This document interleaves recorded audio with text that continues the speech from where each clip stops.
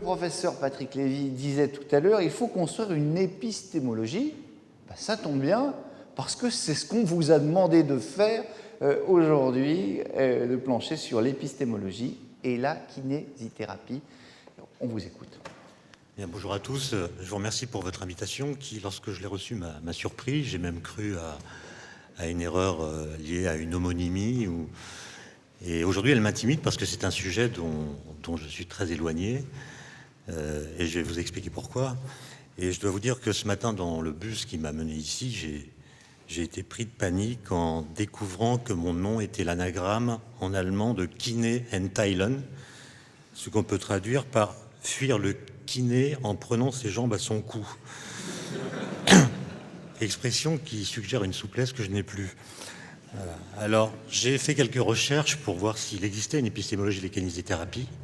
Je n'avais pas vu le livre que M. Lévy a cité à l'instant, peut-être la contient-il, mais j'ai trouvé peu de choses, ce qui laisse penser que c'est un sujet... Alors, je trouve que le son n'est vraiment pas bon. Si c'est le micro qui ne marche pas, je vais peut-être c'est peut-être ma voix. Vous donner le mien. Essayez avec mon micro, je pense que ça va mieux marcher. Je disais que je n'avais pas pris connaissance du livre qui a été cité par M. Lévy, donc peut-être contient-il l'épistémologie que nous cherchons, mais il me semble quand même que c'est un sujet qui reste à coloniser. Je ne doute pas qu'une telle épistémologie soit possible, qu'on puisse par exemple faire la séparation avec des critères objectifs entre les pratiques qui marchent et celles qui ne marchent pas. Je pense qu'on peut établir, on pourrait établir, même si ça demande un énorme travail pour des raisons sur lesquelles je reviendrai, un critère de démarcation entre la kinésithérapie et ce qu'on pourrait appeler la pseudo-kinésithérapie, pour reprendre le terme que Karl Popper, grand philosophe des sciences, avait utilisé pour établir la démarcation entre la science et ce qu'il appelait les pseudo-sciences. Et le critère de Popper, c'était de dire qu'une science est une science si elle est capable de tenir sur son objet des discours suffisamment précis pour qu'on puisse imaginer des expériences qui, si elles sont réalisées, permettraient de montrer que cette théorie est fausse. Ça ne veut pas dire que la théorie est fausse. Ça veut dire qu'elle est suffisamment précise pour s'engager dans des situations qui pourraient se dérouler, si on les réalise, de façon contradictoire avec ce qu'elle prédit. Alors, je ne crois pas que ce critère puisse s'appliquer directement à votre pratique, mais je pense qu'on peut quand même travailler à trouver une doctrine scientifique, disons une démarche, qui permette de passer de l'empirique au scientifique. Simplement, et c'est ce que j'ai de vous montrer, il me semble que cette démarche s'inspirera assez peu de l'épistémologie de la physique, qui est mon sujet. Je reprends l'exemple de Popper.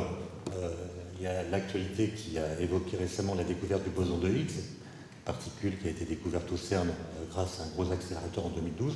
C'est une illustration typique de cette ligne de démarcation. Dans les années 60, des physiciens théoriciens, pour des raisons que je n'ai pas le temps d'expliquer, imaginent que la masse des particules élémentaires pourrait ne pas être une propriété qu'elles possèdent en elles-mêmes, contrairement à ce qu'on pensait depuis Newton, mais qu'elle serait en fait induite par l'effet d'un champ quantique, avec lequel les particules sans masse seraient couplées, et c'est ce couplage qui engendrerait ce que nous appelons la masse. Et il a fallu 48 ans de travaux, de construction d'accélérateurs, celui qui a fait la découverte à 27 km de circonférence, donc c'est pas un petit objet, pour, après énormément d'efforts, des milliers de physiciens, d'ingénieurs, de techniciens, démontrer que cette particule existe. Et donc l'hypothèse de 1964 était justifiée. Vous voyez que l'établissement de la preuve n'est pas toujours simple. Le réel auquel on a accès est un réel très lointain, et pour y avoir accès, il faut des instruments très puissants. Donc ça, c'est la première remarque.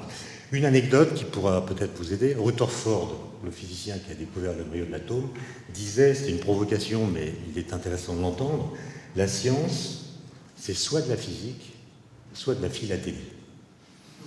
C'est-à-dire, soit vous établissez une espèce de conglomérat de pratiques plus ou moins bien éprouvées, qui soit se complètent, soit se font concurrence, et que vous essayez tant bien que mal de classer comme vous classez des timbres, soit vous faites de la physique, c'est-à-dire vous avez une science qui est à la fois théorique et expérimentale. Les deux sciences en question les deux aspects de la même science plutôt, étant dialectiquement reliés par le biais de l'expérimentation, de la mesure, de l'observation, etc.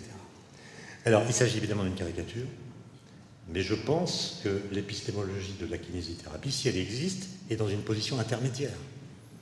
Il y a une multiplicité de pratiques, il y a une polyvalence des activités, d'après ce que j'ai compris.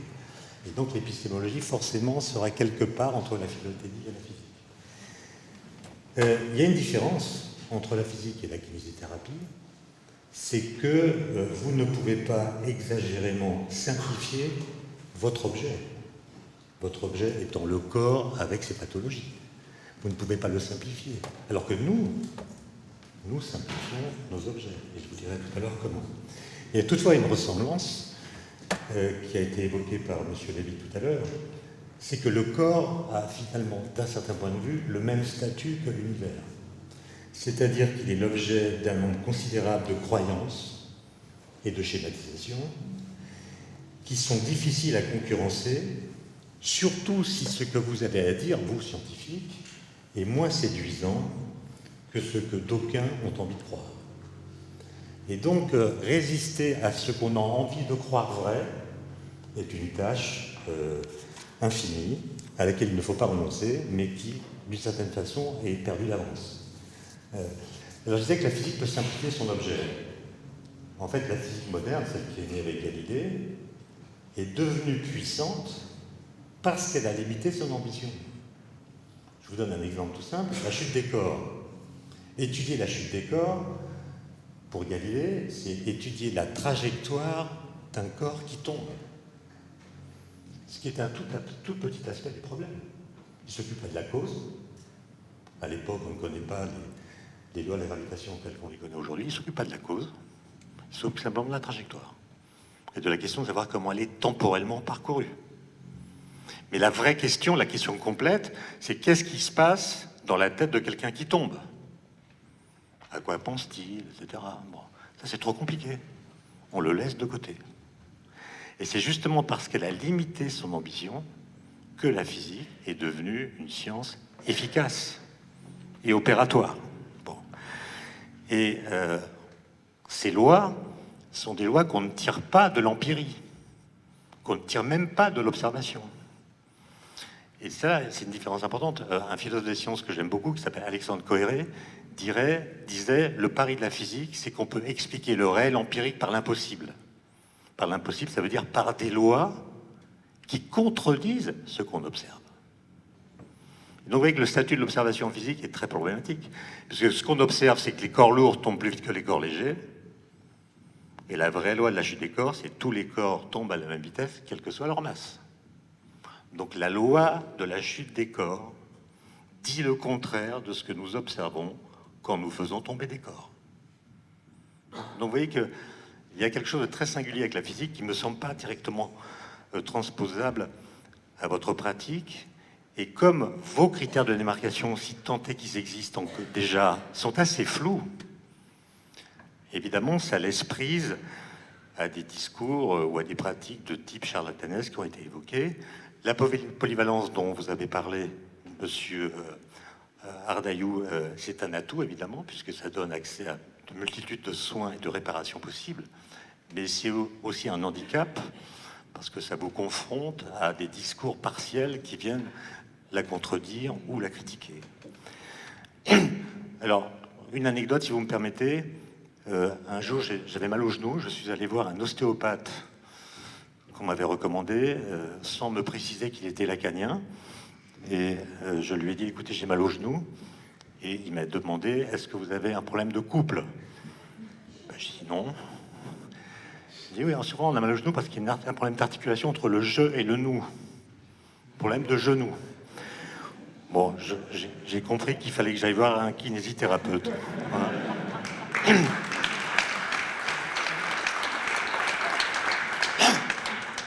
Non, on tombe là sur un problème assez récurrent qui est propre à toutes les disciplines scientifiques, c'est que nous prétendons aimer la vérité, mais en réalité, nous avons tendance à déclarer vraies les idées que nous aimons.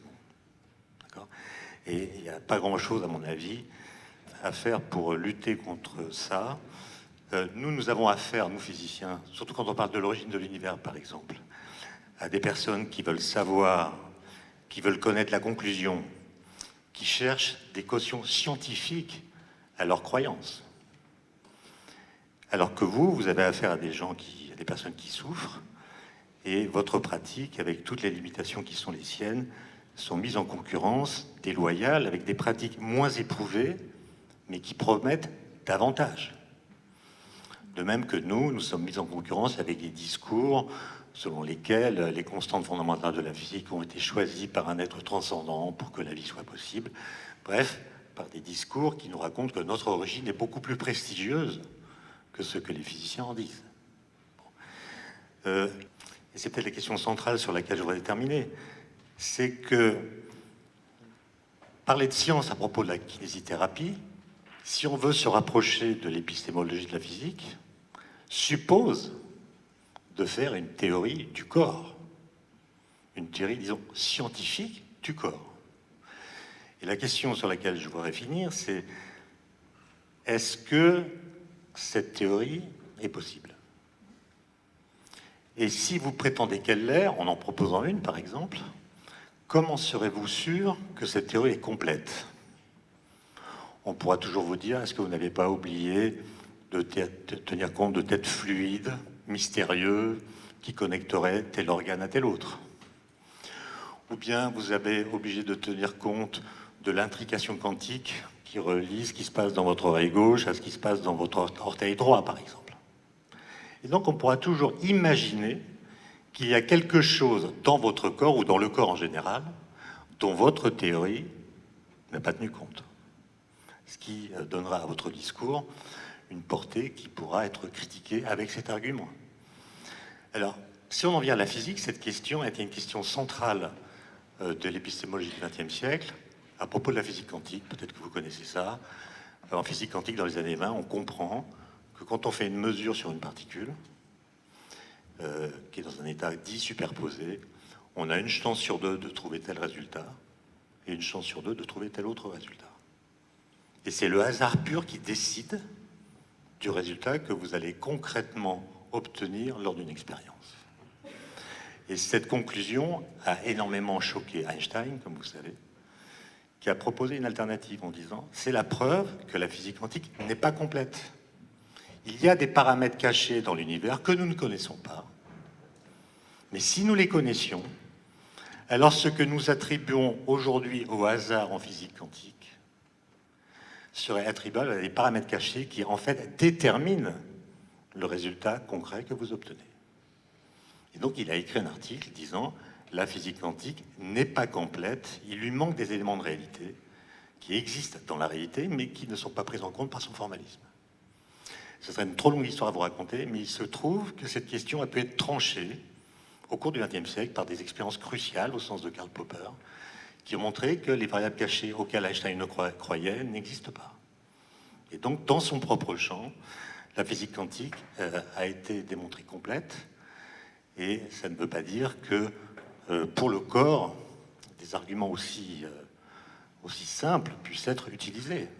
Est-ce qu'on pourrait montrer empiriquement, par des tests cruciaux, qu'une théorie prétendue complète du corps l'est réellement? Alors ça pose aussi la question qu'a évoquée M. Lévy tout à l'heure, de la différence qu'il faut faire entre coïncidence, corrélation et causalité. C'est-à-dire que nous avons tendance à lire une séquence d'événements comme une conséquence.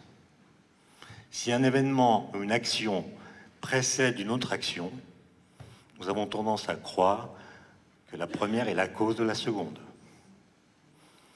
C'est presque une faculté de l'entendement naturelle. Et il faut la combattre. Ce n'est pas parce qu'il y a des grenouilles après la pluie qu'on a le droit de dire qu'il a plu les grenouilles. Et donc il faut il faut résister à la tentation de voir de la causalité partout. Or, beaucoup de gens confondent corrélation et causalité. Regardez ce qu'ont fait les climatologues au GIEC. Il leur a fallu 40 ans d'études pour passer de l'idée de l'observation qu'il y avait une corrélation entre les émissions de gaz à effet de serre et l'élévation des températures à l'idée que ce n'est pas une corrélation, qui serait due à une cause commune, par exemple, mais c'est une véritable causalité. C'est l'émission des gaz à effet de serre qui est la cause des effets que nous observons. Et donc, je pense que, et c'est une piste qui a peut-être été explorée, donc je la livre avec beaucoup de modestie, mais si on me demandait de fonder une épistémologie de la kinésithérapie, ce que je ne sais pas faire, mais il me semble que je partirais d'un tout petit texte de Spinoza, qui est dans les livres 3 de l'éthique. Si vous perdez, je vais le lire, ce sera ma conclusion pratiquement, c'est 10 lignes. Spinoza pose la question de savoir que peut le corps. Qu'est-ce que peut faire le corps et qu'est-ce qu'on peut faire avec un corps? Et il répond ceci. Personne n'en sait rien. Personne ne sait d'avance ce que peut un corps. L'expérience n'a jusqu'ici enseigné à personne ce que, grâce aux seules lois de la nature, le corps peut ou ne peut pas faire, à moins d'être déterminé par l'esprit. L'esprit, c'est disons le mental, si on reprend le vocabulaire des sportifs. Car personne jusqu'ici n'a connu la structure du corps assez exactement pour en expliquer toutes les fonctions. Et je ne veux rien dire ici de ce que l'on observe chez les bêtes et qui dépasse de loin la sagacité humaine, ni des nombreux actes que les somnambules accomplissent durant leur sommeil et qu'ils n'oseraient pas faire s'ils étaient éveillés. Ce qui prouve assez bien que le corps, par les seules lois de sa nature, peut beaucoup de choses dont son esprit reste étonné. En outre, personne ne sait de quelle manière ou par quel moyen l'esprit met le corps en mouvement, ni combien de degrés de mouvement il peut lui imprimer, et avec quelle vitesse il peut le mouvoir. D'où suit que les hommes, quand ils disent que telle ou telle action du corps a son origine dans l'esprit, qui a de l'emprise sur le corps, ne savent pas ce qu'ils disent, et ne font qu'avouer ainsi en termes spécieux qu'ils ignorent la vraie cause de cette action, et ne s'en étonnent pas. Fin de citation. Et donc la question c'est, est-ce que ce texte est toujours pertinent? Est-ce qu'on sait ce que peut le corps aujourd'hui? Est-ce qu'on sait ce qu'on peut faire avec un corps? Est-ce qu'on peut le savoir scientifiquement? C'est un peu la question de la complétude que j'évoquais tout à l'heure. Alors pour avancer un petit peu, ça sera ma conclusion. Il se trouve qu'en 2012, les Jeux paralympiques de Londres ont été diffusés à la télévision. Et je les ai regardés en étant beaucoup plus fasciné que pour les Jeux olympiques des athlètes valides. Et j'y ai vu une sorte d'illustration de la thèse de Spinoza, parce que ce spectacle a montré que tel ou tel corps n'est jamais un corps quelconque, que nul corps ne peut être dit normal, parce qu'il est impossible de déterminer comment sont enveloppés dans un corps donné les différents modes d'existence de la personne dont ce corps particulier est le corps. Je me souviens par exemple d'un unijambiste haïtien dont la jambe avait été coupée à ce niveau, et qui, après s'être concentré très longuement, sans pouvoir marcher, évidemment, sans pouvoir prendre d'élan, avait franchi une barre qui était placée à 1,74 m du sol, hauteur que très peu de bijambistes sont capables de franchir. Bon. Et il m'a semblé que sa gestuelle donnait empiriquement raison à Spinoza, en tout cas à Spinoza commenté par Deleuze. Deleuze disant à propos de Spinoza, ce que nous dit Spinoza, c'est que ce que peut ton corps, ça n'est pas ce qu'il peut en tant que corps, mais ce que tu peux, toi. Et il me semble que là, il y a une racine pour une épistémologie de la kinésithérapie.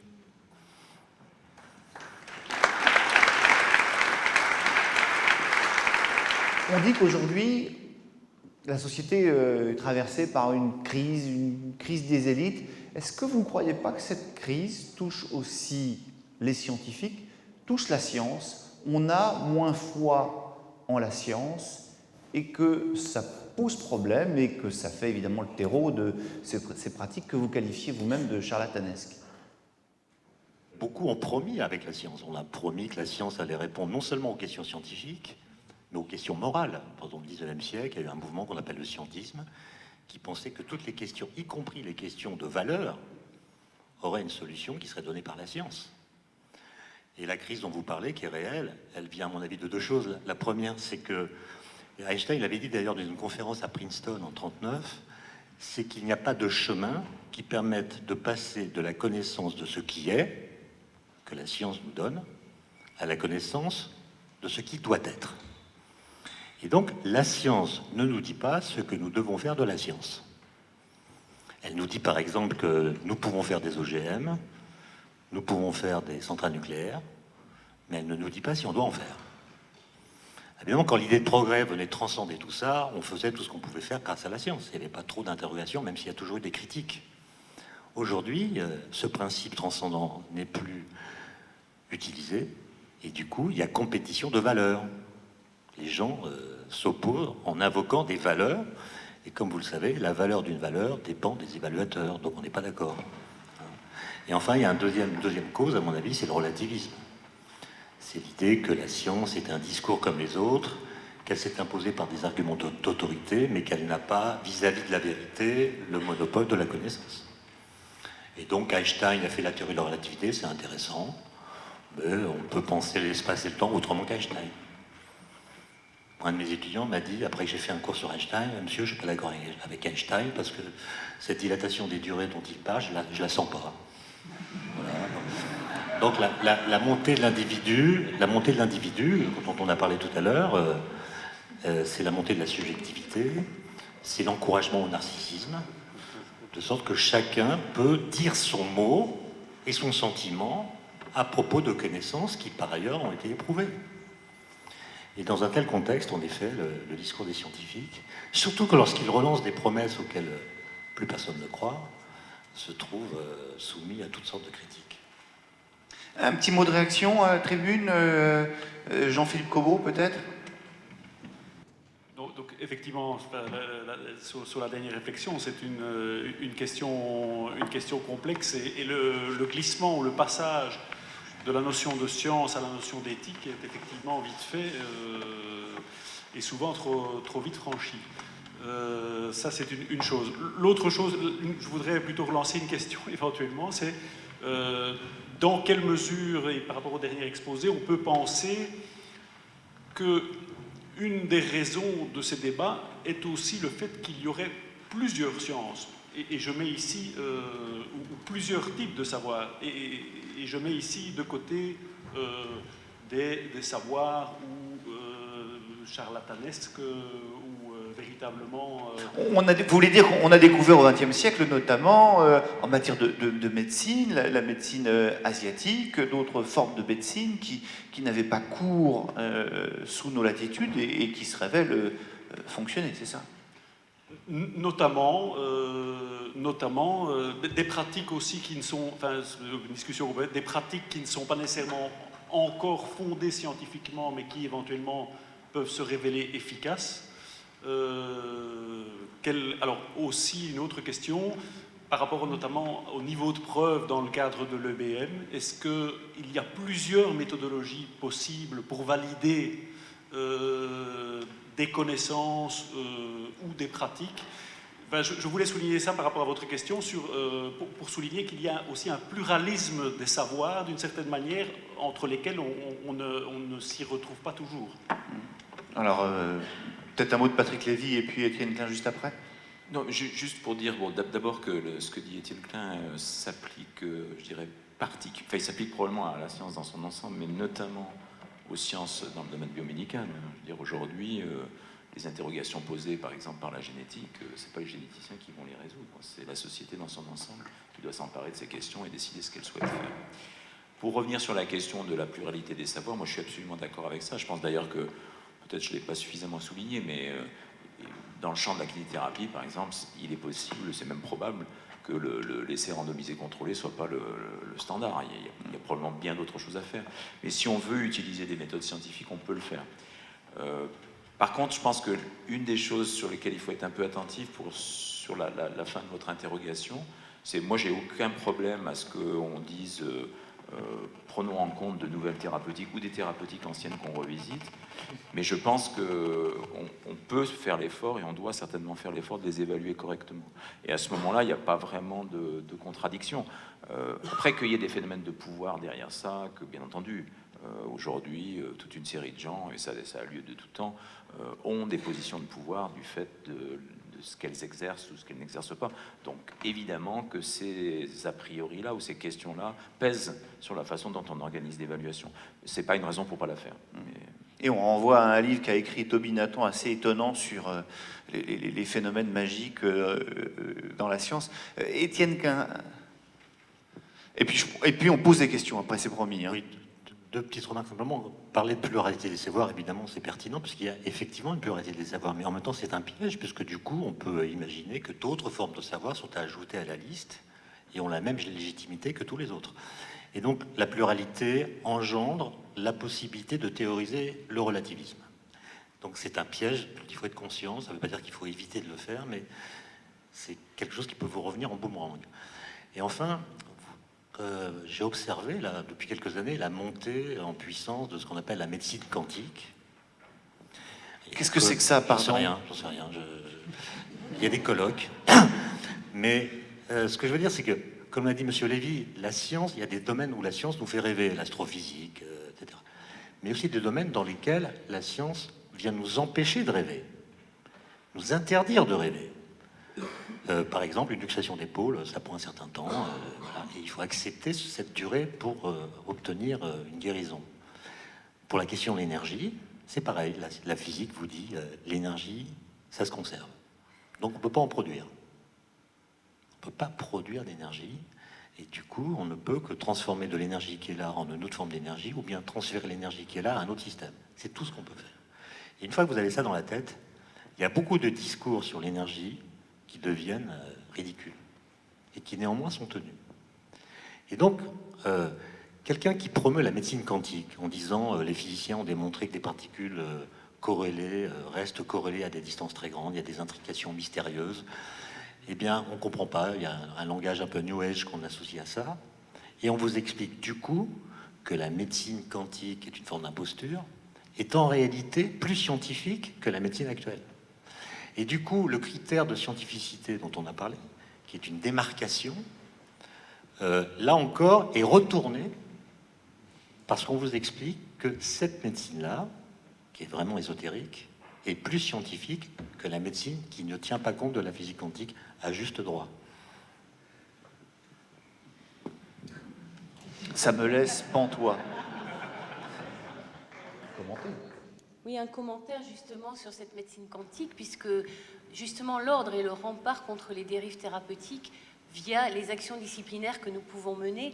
Et cette médecine quantique qui est utilisée par certains, dans certains cas de dévoiement de la kinésithérapie, bien, je suis obligée de rappeler ici que nous avons une plainte en cours contre des promoteurs et des acteurs qui ont été relevés d'ailleurs par la Mivilude, qui lutte contre les dérives sectaires dans le monde de la santé, parce que ça vise à couper les patients de techniques validées et qui pourraient être justement